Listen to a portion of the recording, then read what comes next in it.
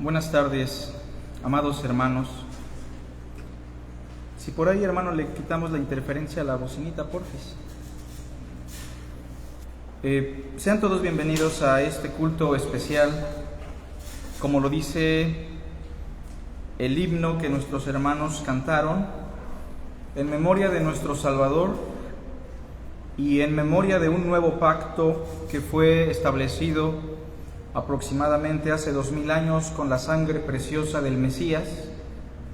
Vamos a exaltar su nombre, vamos a testificar de su obra a partir de las Sagradas Escrituras.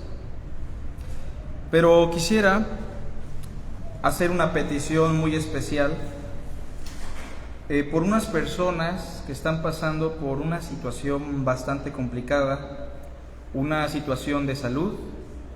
Sin embargo, nosotros sabemos que tenemos una esperanza, que es la resurrección de los muertos. Jesús dijo: el que cree en mí, aunque esté muerto, vivirá. Isaías capítulo 53 también nos dice: ciertamente llevó él nuestras enfermedades y sufrió nuestros dolores, y nosotros le tuvimos por azotado, por herido de Dios y abatido. Cristo no solamente murió para darnos una relación con Dios. La muerte de Cristo es tan sublime que incluso nuestras enfermedades, si llegan a curarse o si llegamos a encontrar el beneficio de la salud, es gracias a la expiación que logró nuestro Señor. La gracia de Dios se ha manifestado a nuestras vidas gracias por lo que Cristo hizo. Bueno, quiero que anoten, por favor, para que estemos orando en casita, por Francisco Javier de Anda, que es hermano de nuestra hermana Adela. Está pasando una situación de salud bastante complicada. Gracias al Señor, este varón conoce de la Escritura, tiene la misma esperanza que nosotros. Sin embargo, yo quiero que pidamos por él. Lo vamos a hacer ahorita, pero les pido que también en casa lo hagan. También pido por María Fernanda, otra persona que está pasando por una situación similar de salud. Roguemos para que conozcan al Señor y tengan una esperanza viva, hermanos. Bueno, vamos a dar inicio con la exposición, no sin antes elevar una oración a nuestro Señor para que consagre este tiempo y para que dé beneficio a estas personas que acabamos de mencionar. Vamos a cerrar nuestros ojos y vamos a orar. Padre nuestro que estás en los cielos, por la obra de Cristo y por su mérito, hoy rogamos, Señor, que bendigas nuestro corazón, nuestra mente, que tu palabra pueda iluminarnos, que salgamos bendecidos, edificados, renovados, para poder exaltar aún más tu santo nombre en la faz de Jesucristo nuestro Salvador. Rogamos también por estas dos personas que están pasando por situaciones complejas, por el hermano de nuestra hermana Adela, también por María Fernanda. Señor, tú ten misericordia de ellos, bríndales de tu gracia. No tenemos nada en este mundo sino solamente tu palabra, tu promesa, y rogamos por todo hermano o hermana que esté pasando por situaciones similares. Si algún hermano, Señor, hoy está aquí con un corazón triste, acongojado, confundido, rogamos que tu palabra le pueda consolar. Y te damos las gracias también por los invitados que nos has traído, Señor, a este culto, que tu palabra pueda realmente calar su corazón y su mente. Te lo suplicamos en Cristo Jesús. Amén. La obra de Jesucristo se puede dividir básicamente en dos etapas. La primera etapa, conocida como el estado de humillación, que abarca desde su encarnación hasta su muerte, y precisamente se llama un estado de humillación porque fue humillante, fue terrible todo lo que tuvo que experimentar. Y la segunda etapa que vivió nuestro Maestro en este mundo se conoce como el estado de exaltación, que abarca desde su resurrección y hasta la eternidad. Básicamente, esos son los dos estados importantes de nuestro Salvador cuando vino a este mundo. De hecho, si usted ha leído Filipenses capítulo 5 del verso 5 en adelante, usted se dará cuenta de esos estados, que siendo en forma de Dios, no estimó el ser igual a Dios como cosa que aferrarse, sino que se despojó a sí mismo, tomando forma de siervo, hecho semejante a los hombres, y estando en la condición de hombre, se hizo obediente hasta la muerte y muerte de cruz, por lo cual Dios lo exaltó hasta lo sumo y le dio un prestigio, un nombre que es sobre todo nombre, para que en el nombre de Jesús se doble toda rodilla de los que están en los cielos, en la tierra y debajo de la tierra. Bueno, básicamente Filipenses capítulo 2 es el pasaje más importante del Nuevo Testamento en lo referente a los estados de existencia de nuestro Señor. Pero el día de hoy estamos recordando no su resurrección, sino su humillación, su obra de sufrimiento, su obra de humillación, esa obra de amor que Él realizó a favor de cada uno de nosotros. Sin embargo, en la Biblia tenemos una profecía importante que por excelencia es la profecía más profunda del Antiguo Testamento en cuanto al Cristo se refiere, y es nada más y nada menos que Isaías capítulo 53. Isaías capítulo 53 es el pasaje que trataremos de exponer de manera parcial con respecto a la obra redentora de nuestro Señor Jesucristo. El día de hoy vamos a reflexionar sobre los sufrimientos del Mesías en la profecía de Isaías 53. Los sufrimientos del Mesías en la profecía de Isaías 53. Isaías capítulo 53, básicamente, podríamos decir, es la profecía más importante del Antiguo Testamento. Es tan importante que en el Nuevo Testamento lo cita Mateo en su Evangelio, cuando Cristo sanó a la suegra de Pedro, ¿sí recuerdan? El evangelista dice, como dijo el profeta, ciertamente llevó Él nuestras enfermedades. Es el mismo capítulo que usa el apóstol Pedro en su primera carta para decirnos que sigamos las huellas de nuestro Maestro, quien sufrió como un cordero llevado al matadero. Y es en el libro de los Hechos, capítulo 8, que un eunuco etíope va leyendo al profeta Isaías y por la providencia de Dios está leyendo el capítulo 53 de Isaías, en donde está leyendo una porción que básicamente dice, mas Él herido fue por nuestras rebeliones, molido por nuestros pecados. Y entonces un diácono llamado Felipe se le acerca y le pregunta, ¿pero entiendes lo que lees?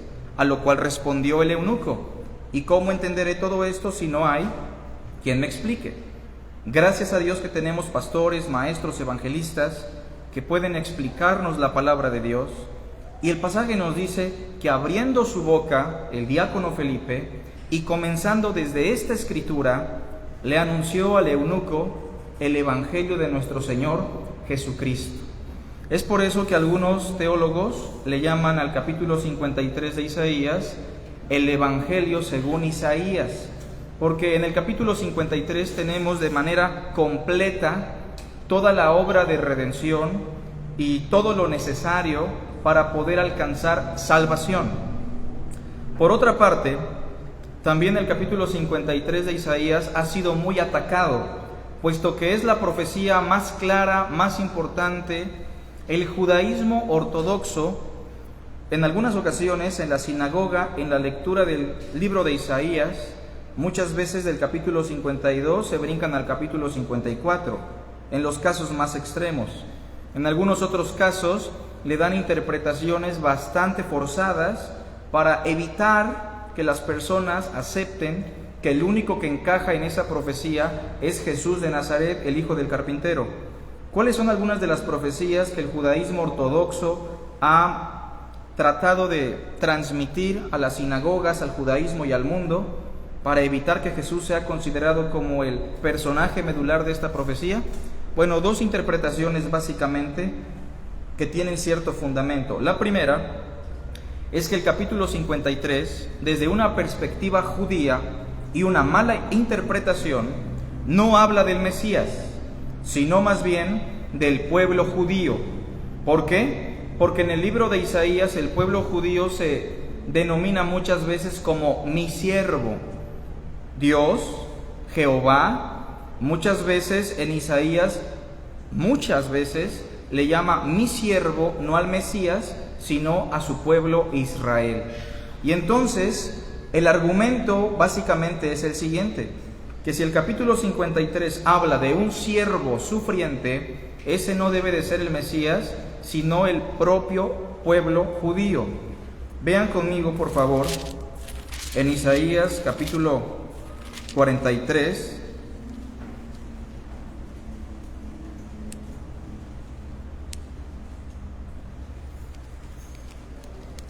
versículo 10, cómo es verdad que en muchas ocasiones es el pueblo israelita al que se le denomina siervo de Dios en el libro de Isaías. Dice el capítulo 43, versículo 10, vosotros sois mis testigos. ¿Habla de una persona o de una pluralidad? Una pluralidad. Vosotros sois mis testigos. Se está refiriendo al pueblo israelita. Dice el Señor, todos juntos, y mi siervo que yo escogí. Capítulo 44, versículo 1, enfatiza lo mismo. Ahora pues, oye Jacob, todos juntos, siervo mío, y tú Israel, a quien yo escogí. De manera que cuando llegamos al capítulo 53, la interpretación más común que se le da en el judaísmo ortodoxo a esta profecía es que el siervo sufriente, que es menospreciado, humillado, desechado, herido, que carga el pecado de los demás, es el pueblo judío que en el transcurso de la historia, como siervo de Dios, ha sufrido, ha sido menospreciado, ha sido perseguido, ha sido desechado y ha cargado con las culpas de los pueblos vecinos. Sin embargo, en la exégesis del capítulo 53 es imposible llegar a esa conclusión por algunos detalles. Por ejemplo, capítulo 53,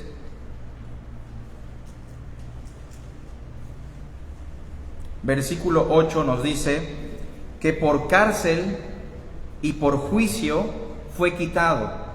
A través de un proceso que involucra la cárcel, juicios, el Mesías fue quitado. ¿Y su generación quién la contará? Porque fue cortado de la tierra de los vivientes, y por la rebelión ¿de quién? De mi pueblo fue herido. Este pasaje es interesante porque si fuese el pueblo israelita el que está sufriendo, tenemos una contradicción bastante fuerte. ¿Cómo va a ser el pueblo siendo herido por el mismo pueblo? No tiene ninguna lógica, no tiene ninguna congruencia. Por lo cual podemos entender que no se refiere al pueblo israelita, sino al Mesías. Por otra parte, algunos judíos, al reconocer que es imposible decir que es el pueblo judío el siervo de Dios que sufre, ellos han optado por decir que Isaías 53 está profetizando sobre los sufrimientos del profeta Jeremías, que Jeremías es el personaje que se describe en todo el capítulo 53. Obviamente nosotros sabemos que el Nuevo Testamento enseña otra cosa, pero hay un pasaje en Jeremías, busquen Jeremías capítulo 11, sin perder Isaías 53, donde hay un lenguaje bastante parecido que podría indicarnos que el judaísmo tiene cierta luz. Sin embargo, no es así. Capítulo 11 de Jeremías, versículo 18 y 19. El profeta Jeremías dice lo siguiente: y Jehová me lo hizo saber y lo conocí. Entonces me hiciste ver sus obras. ¿Todos juntos? Y yo era como cordero inocente que llevan a degollar, pues no entendía que maquinaban designios contra mí, diciendo: destruyamos el árbol con su fruto y cortémoslo de la tierra de los vivientes, para que no haya más memoria de su nombre. No sé si notaron que este versículo que habla del profeta Jeremías usa un lenguaje muy parecido del capítulo 53, que habla de los sufrimientos del Mesías. Por ejemplo, verso 19, llora como cordero inocente que llevan a degollar. Es lo mismo que dice Isaías capítulo 53, versículo 7. Angustiado él y afligido, no abrió su boca. Como cordero fue llevado al matadero, y como oveja delante de sus trasquiladores enmudeció y no abrió su boca. Y lo que dice el capítulo 11 de Jeremías, versículo 19 al final: cortémoslo de la tierra de los vivientes, es una frase que se parece mucho al capítulo 53, versículo 8, la parte final que dice: porque fue cortado de la tierra de los vivientes y por la rebelión de mi pueblo fue herido. Así que en algunas otras corrientes teológicas judías, si no se opina que es el pueblo el que sufre, se opina que es el profeta Jeremías. Pero nosotros tenemos el Nuevo Testamento como palabra de Dios, y por lo que sabemos en Hechos capítulo 8, cuando Felipe abrió su boca, le anunció las buenas nuevas ¿de quién? De Jesús. Por lo cual podemos determinar con mucha seguridad que ni el pueblo judío es el personaje central, ni el profeta Jeremías, sino Jesús de Nazaret. Bueno, en esta profecía trataremos de enfatizar 4 cosas importantes. Quiero que usted se coloque 750 años antes de Cristo. Estamos hablando de un periodo bastante antiguo. El Mesías ha sido prometido ya por los patriarcas, por los jueces, por los profetas. Y Isaías, el profeta que más nos habla del Mesías, en el capítulo 53, 750 años aproximadamente antes del nacimiento de Jesús, nos va a dar vestigios importantes que nos ayudarán a reconocer quién es el Mesías. Por eso le pido que usted piense hoy como un judío que está parado en el 750 antes de Cristo y tiene ciertos vestigios en esta profecía que nos ayudan a entender quién será nuestro Salvador. Recordemos que los judíos, juntamente con los profetas en el Antiguo Testamento, inquirieron y diligentemente indagaron acerca de la salvación y se preguntaban quién sería y cuándo llegaría con respecto al Mesías que iba a sufrir. Así que nosotros, teniendo esa dinámica y colocándonos en esa época, notemos la grandeza de la inspiración de las Sagradas Escrituras, la suficiencia de las Sagradas Escrituras, su inerrancia y la fidelidad de Dios al darnos palabra desde antaño para saber lo concerniente a nuestro Salvador. También me gustaría mencionar que si usted no tuviese el Nuevo Testamento y solo tuviera el capítulo 53 de Isaías, eso sería suficiente para hablar tanto de la muerte como de la resurrección de nuestro Señor, y para explicar que ese evangelio se recibe únicamente por medio de la fe. Así que vale la pena memorizar este capítulo. Así que estamos 750 años antes de Cristo aproximadamente, y el profeta Isaías en el capítulo 53 nos dice lo siguiente del verso 1 en adelante: ¿quién ha creído a nuestro anuncio? ¿Y sobre quién se ha manifestado el brazo del Señor? ¿Subirá cual renuevo delante de él? Y como raíz de tierra seca, no hay parecer en él, ni hermosura le veremos, mas inatractivo para que le deseemos, despreciado y desechado entre los hombres, varón de dolores, experimentado en quebranto, y como que escondimos de él el rostro. Fue menospreciado y no lo estimamos. Ciertamente llevó él nuestras enfermedades y sufrió nuestros dolores, y nosotros le tuvimos por azotado, por herido de Dios y abatido. Mas el herido fue por nuestras rebeliones, molido por nuestros pecados. El castigo de nuestra paz fue sobre él, y por su llaga fuimos nosotros curados. Todos nosotros nos descarriamos como ovejas, cada cual se apartó por su camino, mas el Señor cargó en él el pecado de todos nosotros. Angustiado él y afligido, no abrió su boca. Como cordero fue llevado al matadero, y como oveja delante de sus trasquiladores, enmudeció y no abrió su boca.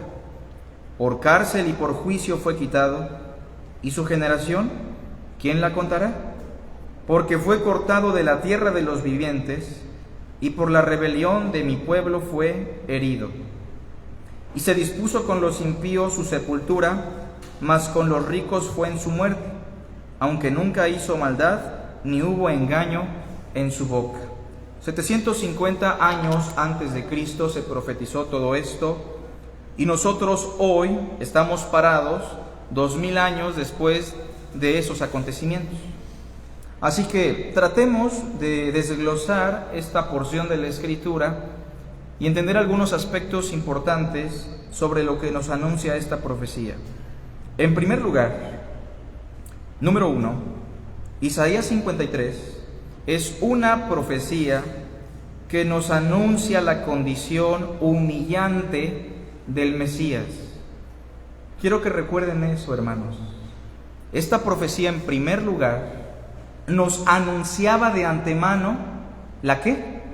La condición humilde, no, humillante, en la cual estaría nuestro Mesías. Y no quiero utilizar la palabra humildad, porque la palabra humildad puede encajar en una persona con comodidades, con buen recurso, y aún así podemos decir es una persona humilde, ¿verdad?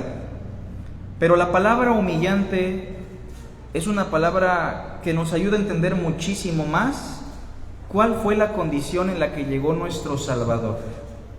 El creador del universo, obviamente sabemos, se hizo criatura.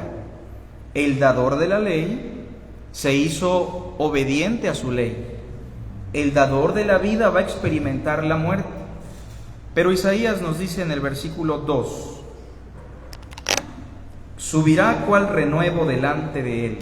Esa expresión, subirá como un retoño, como un renuevo, es como una esperanza, porque es la imagen de un arbolito que fue cortado, que no tiene probablemente mucha esperanza, pero de repente a ese árbol le sale un retoño, un renuevo. Y para Dios el Padre, el nacimiento del Mesías, su llegada, su obra, es un renuevo delante de Él. Sin embargo, el versículo 2, aunque nos dice que para Dios es un renuevo, nos sigue diciendo lo siguiente: y como raíz de tierra seca, no hay parecer en Él, ni hermosura le veremos, mas inatractivo para que le deseemos.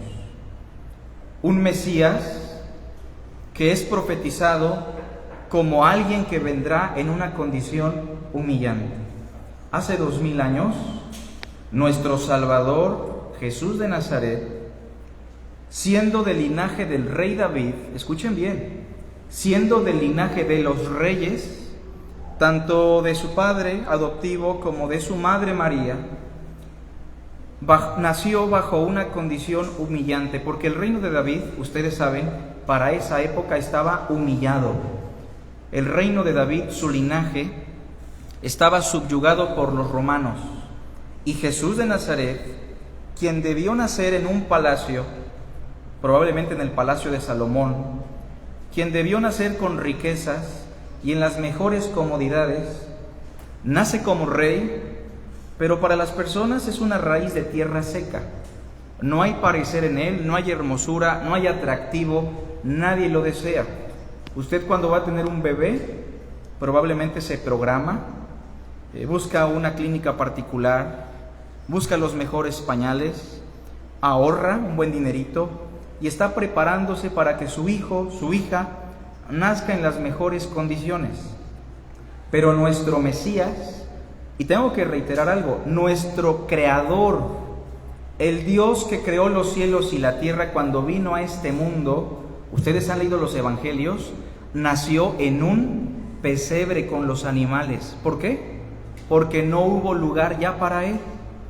Nació en una familia extremadamente pobre, que cuando lo presentaron, ofrendaron el sacrificio que solo ofrecían las familias más pobres. Ustedes recordarán que también no nació en una ciudad importante, nació en la aldea más pequeña de Judea.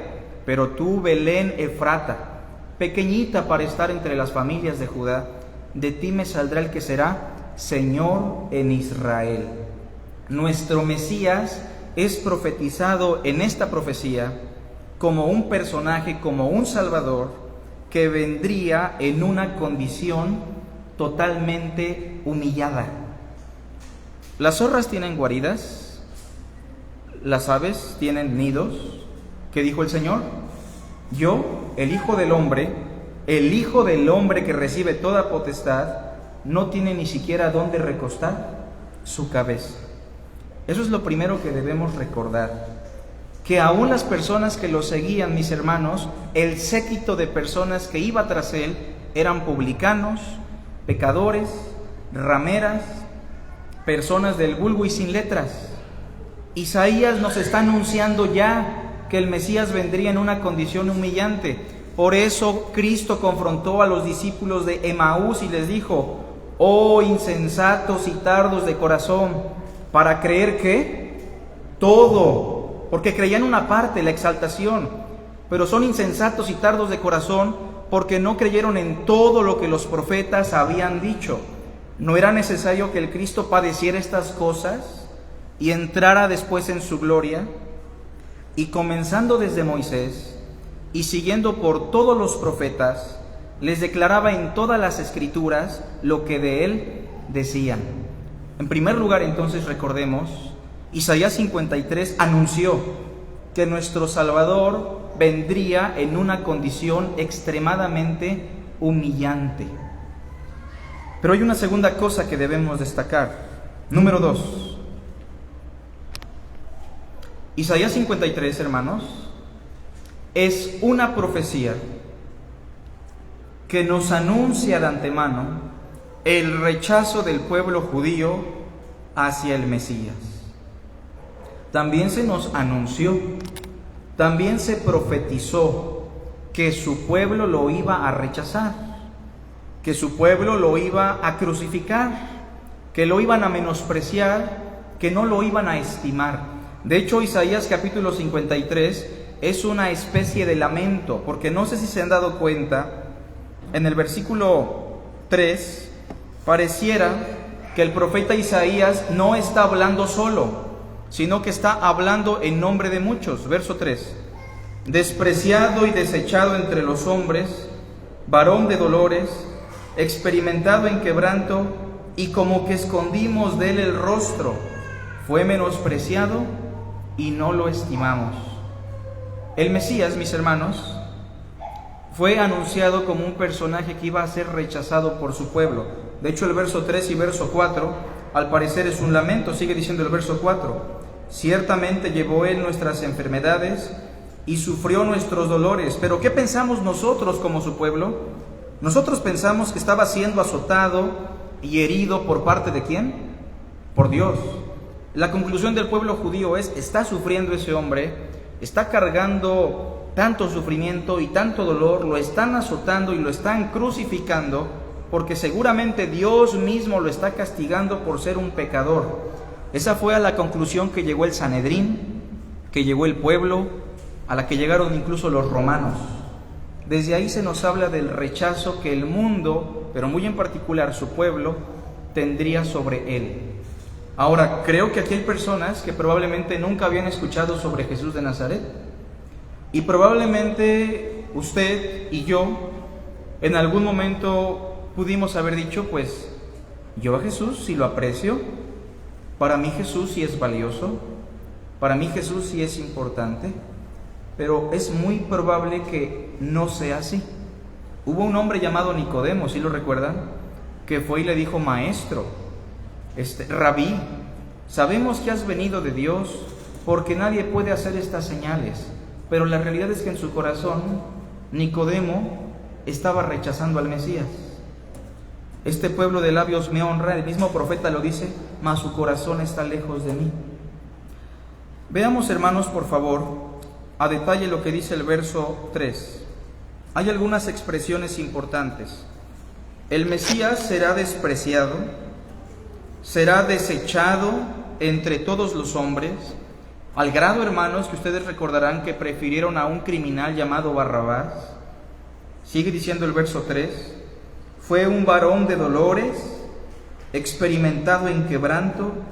¿Y qué hicimos nosotros como pueblo?, dice el profeta, como que escondimos de él el rostro. Fue menospreciado y no le dimos valor, no lo estimamos.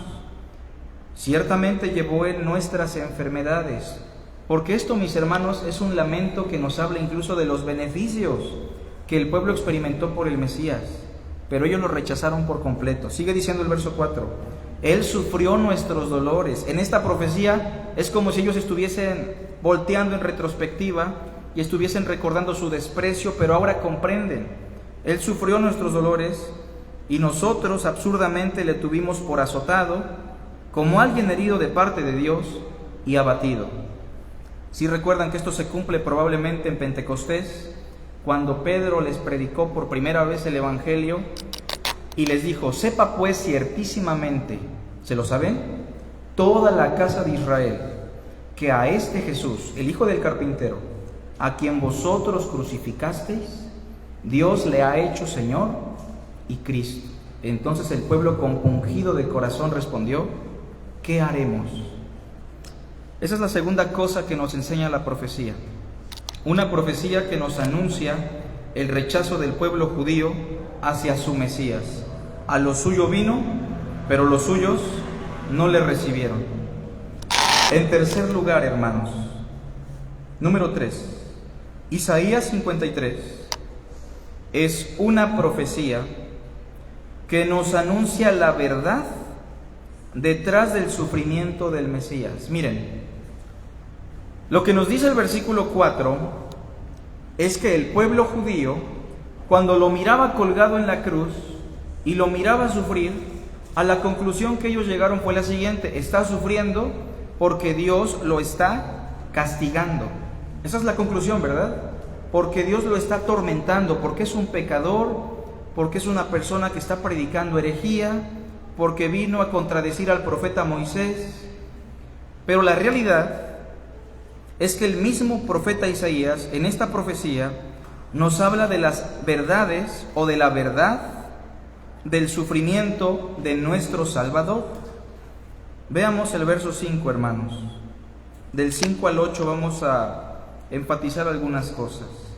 Dice Isaías, mas él, o sea, la realidad fue esta, mas él herido fue por nuestras rebeliones. Él no murió, como muchas personas dicen, para enseñarnos a morir. El Mesías murió, fue herido, dice el verso 5, por nuestras rebeliones, molido por nuestros pecados.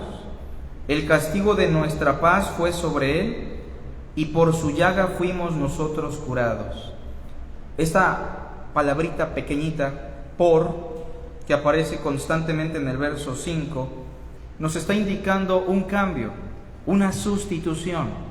Las rebeliones eran nuestras, ¿verdad? Pero ¿quién sufrió la herida de esas rebeliones? El Mesías. Verso 5.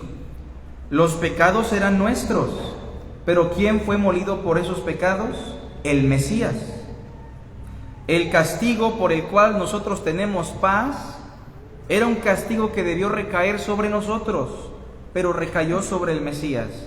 Y la llaga o la herida del Mesías es la que nos ha dado salvación, cuando nosotros merecíamos ese dolor, ese sufrimiento. Déjeme recordarle un poco sobre el sufrimiento de nuestro Salvador.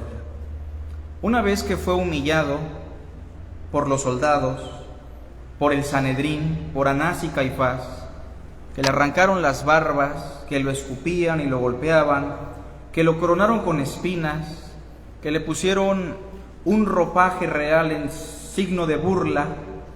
Recordemos que tuvo que cargar una cruz pesadísima, previo a que fue azotado por los romanos con unos látigos que en aquella época tenían pedazos de hierro y pedazos de hueso de algunos animales, que al entrar en la piel y al jalar desgarraban por completo la carne.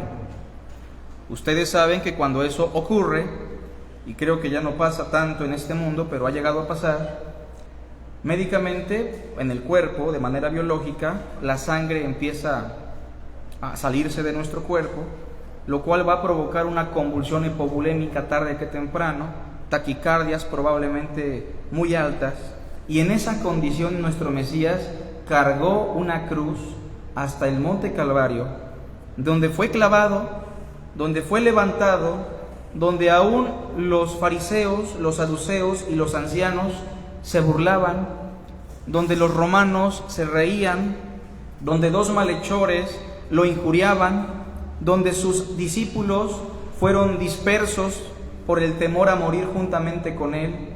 Y ahí estaba Jesús de Nazaret, muriendo por nuestros pecados, cargando con la maldición de la ley, como lo dice Pablo.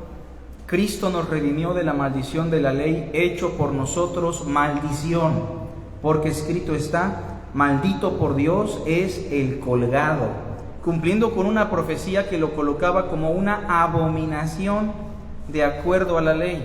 El que nunca conoció pecado, hermanos, en ese momento por nosotros se hizo pecado. Dios mío, ¿por qué me has abandonado? ¿Dios lo abandonó?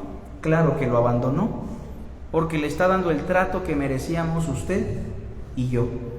Así está sufriendo el Mesías. Esas son las verdaderas razones por las cuales Él está experimentando tanto dolor. Sigue diciendo el verso 6, por favor. Todos nosotros nos descarriamos como ovejas, cada cual se apartó por su camino.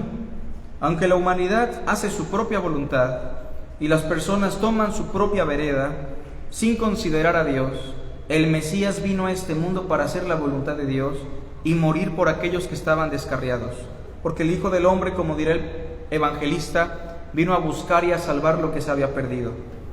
Todos nos descarriamos como ovejas, cada cual se apartó por su camino, todos juntos, mas Jehová cargó en él el pecado de todos nosotros. Ahí está el pecado de usted clavado en la cruz. O usted muere por sus pecados, o Cristo muere por sus pecados. Pero ¿saben cuál es la buena noticia? Que Dios envió al Cordero, a su Hijo, quien cargó con todos nuestros pecados. Y esa muerte expiatoria, su sacrificio, es suficiente para cada ser humano. Todo aquel que se acerca a Él puede tener salvación. Versículo 7 nos habla de su condición. Angustiado Él y afligido, no abrió su boca. Como cordero fue llevado al matadero, y como oveja delante de sus trasquiladores enmudeció, y no abrió su boca. Verso 8 nos habla de un proceso. Por cárcel y por juicio fue quitado. ¿Sí recuerdan que estuvo en la cárcel, hermanos? ¿Sí recuerdan que a través de juicio se le llevó a la muerte? Primero, ¿con quién fue? Fue al juicio de los ancianos, en el Sanedrín. Después lo llevaron a Pilato, ¿sí recuerdan? ¿Y Pilato qué dijo? Este hombre no me corresponde a mí, le corresponde a Herodes. Y lo llevaron a Herodes, quien se empezó a burlar de él. Después Herodes y Pilato se reconciliaron a través de la muerte de este justo y lo volvieron a llevar a Pilato, quien se lavó las manos ante el pueblo y él les dijo: su sangre caiga sobre ustedes y sobre sus hijos. ¿Sí recuerdan todo eso, verdad? A través de cárcel y juicio fue quitado.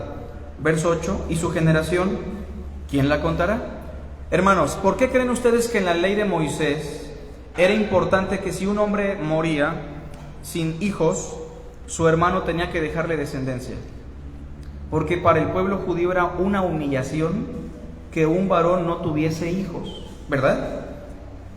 Pero este Mesías, como hombre judío, ¿tuvo una generación? ¿Dejó linaje, hermanos? No, lo cual está abonando a la humillación. ¿Y su generación quién la contará? Porque fue cortado de la tierra de los vivientes, y por la rebelión de mi pueblo fue herido. Y se dispuso con los impíos su sepultura. En aquella situación de la cruz, ¿sí recuerdan que lo que se acordó fue dejarlo colgado ahí con dos malhechores y que ahí quedara su cadáver con estos dos pecadores?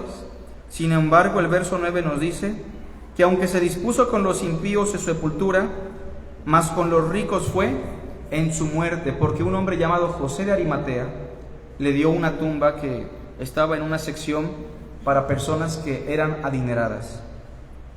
Y mis hermanos, en tercer lugar entonces, esta es una profecía que nos anuncia la verdad detrás del sufrimiento del Mesías. El Mesías no solamente sufrió físicamente, el Mesías sufrió la maldición de la ley. El Mesías sufrió el abandono eterno de Dios en unos cuantos minutos, en unas cuantas horas. El Mesías cargó con el pecado de todos nosotros. Y en cuarto lugar, hermanos, Isaías 53 es una profecía que nos anuncia la naturaleza inmaculada del Mesías. ¿A qué nos referimos con una naturaleza inmaculada del Mesías? Nos referimos a lo siguiente: ¿el Mesías era un verdadero hombre? Claro que sí. ¿Era un hombre con debilidades físicas? Sí, le daba sueño, le daba hambre, le daba sed. Pero ¿saben qué, hermanos? Aunque era un hombre, Él era un hombre diferente a nosotros, no era igual. ¿Saben qué lo hacía diferente a nosotros?